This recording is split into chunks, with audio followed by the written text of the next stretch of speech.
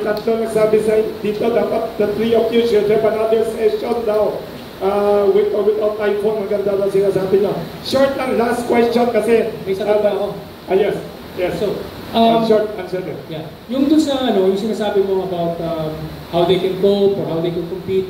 Normally, nasa businessman yung mismo, the entrepreneur would have to find his niche.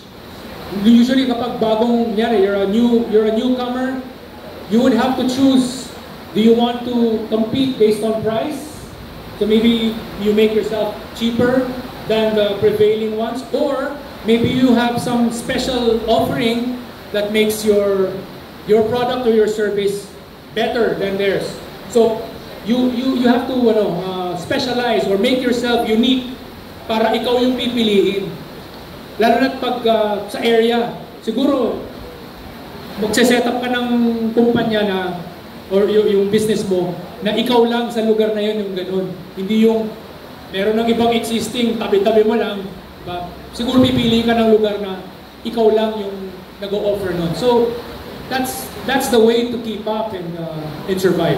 Thank you very much. May short tanong dito kasi nagmamadali ibang speak. Ayan. Short na question, short na answer.